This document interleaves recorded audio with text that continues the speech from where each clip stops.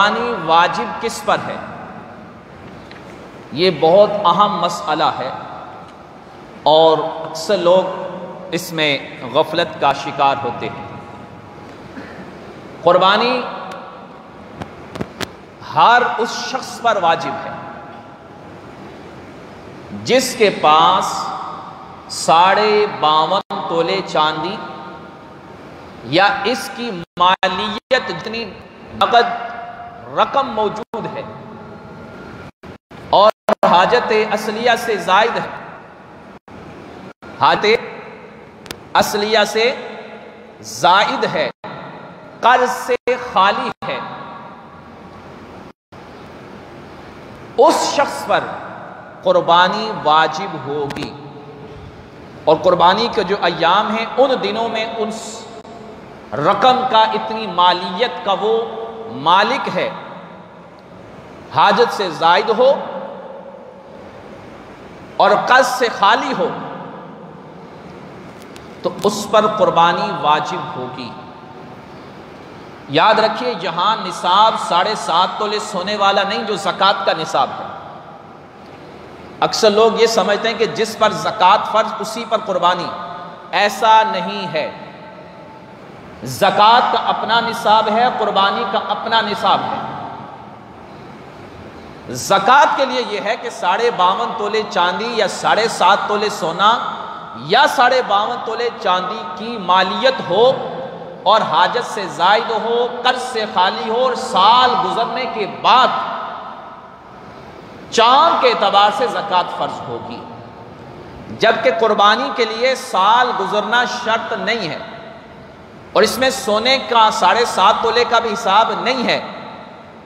52.5 تولے چاندی جس کی رات کی تقریباً 8 بجے جو اس کی اماؤنٹ شو کی جا رہی تھی وہ فی تولہ یہ چاندی کا ریٹ تھا۔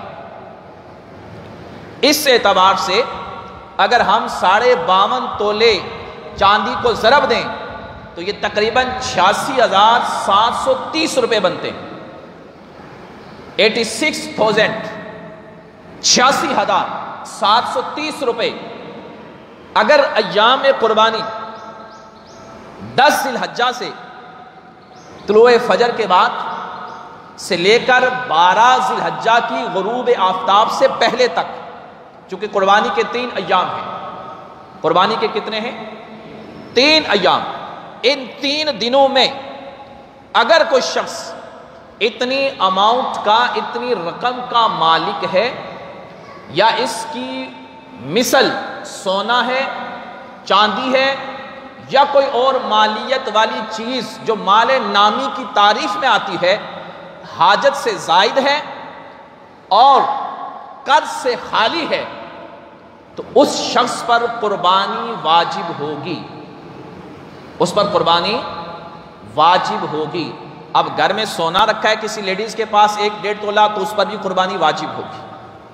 اب شوہر کے پاس بھلے کچھ نہیں، قربانی بیوی کے پاس اگر ملکیت ہے تو بیوی پر واجب ہوگی، شوہر مالک ہے تو شوہر پر واجب ہوگی، پرائس باؤنڈ رکھے ان پر واجب ہوگی۔ اگر اتنی مالیت بنتی ہے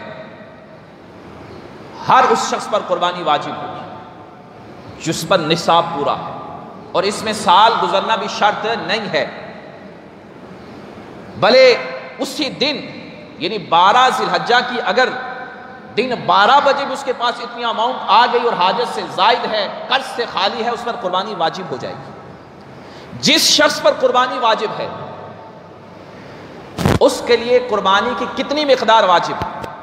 بہت سارے لوگ سمجھتے ہیں نہیں بھائی پوری گائے کرنی پڑے گی تو قربانی ہوگی، نہیں، گائے کا 7واں حصہ یا بکری، بکرا، دمبا، بھیڑ وغیرہ ایک، یہ صاحب نصاب پر قربانی واجب ہوگی۔